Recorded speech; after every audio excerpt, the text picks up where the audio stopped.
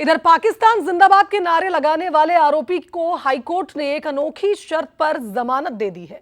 Court ने आरोपी फैजल को इस शर्त पर जमानत दी है कि उसे केस खत्म होने तक हर महीने में 2 बार तिरंगे को 21 सलामी देनी होगी। साथ ही भारत माता की जय भी कहना होगा। हर महीने के पहले और चौथे मंगलवार को भोपाल के मिसरोद थाने में आरोपी को पहुंचना होगा और वहां लगे तिरंगे के सामने खड़े होकर 21 बार सलामी भी देनी होगी। सलामी देने के साथ साथ भारत माता की जय का नारा भी लगाना होगा। वहीं आपको बता दें कि हाईकोर्ट के जस्टिस दिनेश कुमार पालीवाल ने फैसले को 50,000 रुपए के बॉन्ड के साथ जमानत दी है और यह भी शर्त रखी है कि उसे सुबह 10 से 12 बजे के बीच ही थाने पहुंचना होगा। बता दें कि आरोपी ने पाकिस्तान जिंदाबाद कहकर भारत के खिलाफ नारे लगाए थे, जिस पर यह फैसला आप सुनाया गया।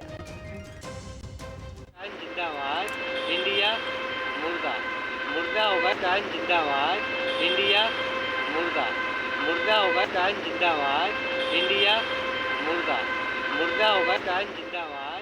गैर समुदाय का जो व्यक्ति जो है जमानत के लिए माननीय न्यायमूर्ति डी.के. पालीवाल साहब के यहाँ पर आया हुआ था और वो वहाँ पर उसकी जमानत की इस शर्त पर दी गई कि वह अब थाने संबंधित थाने में जाकर 21 बार प्रत्येक माह के मंगलवार को 21 बार जो है सैल्यूट करेगा और भारत माता की जय बोलेगा। इस शर्त पर उसको जमानत दी गई है। चलिए, इस खबर पर हमारे साथ executive editor Manoj Saini live जुड़ गए, उनका रुख कर लेते हैं। मनोज जी, नफरत को मोहब्बत से भी खत्म किया जा सकता है और शायद यही पहल है कोर्ट की ओर से।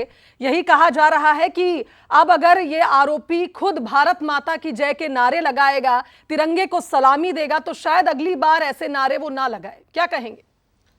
बहुत ही अनूठा निर्णय है और निश्चित रूप से स्वागत करने योग्य निर्णय है। और ऐसा निर्णय मुझे लगता है देश में पहली बार किसी अदालत ने सुनाया होगा, जब मध्य प्रदेश हाई कोर्ट में यह मसला पहुंचता है फैजान का, जिन्होंने पाकिस्तान जिंदाबाद के नारे लगाए थे भारत में रहते हुए। तो भारत में जब आप मौजूद हैं तो पाकिस्तान जिंदाबाद नारे लगाने की जरूरत क्या है। लेकिन यह मसला वहां तक पहुंचा, जमानत के लिए उसने अर्जी लगाई थी पर निर्णय मिला, जमानत भी मिलेगी, पर आपको जाना पड़ेगा थाने में और भारत में रह के कम से कम भारत की बात तो करना ही पड़ेगा, भारत माँ की जय के नारे लगाने होंगे। तो ये एक निर्णय उन्होंने लिया। निश्चित रूप से आप जैसा कह रही थी कि नफरत को मोहब्बत में भी बदला जा सकता है, इससे अच्छा कोई उदाहरण नहीं हो सकता।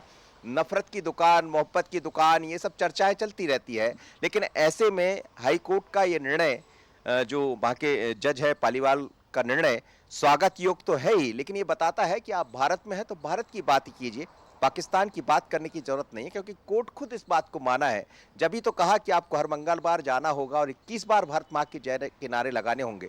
तो जहां भी इस तरह के नारे लगते हैं, मुझे लगता है इससे सबक भी मिलेगा। और जो आप कह रही थी कि नफरत की जगह मोहब्बत दिखाई देगी, तो बहुत अच्छा उदाहरण है।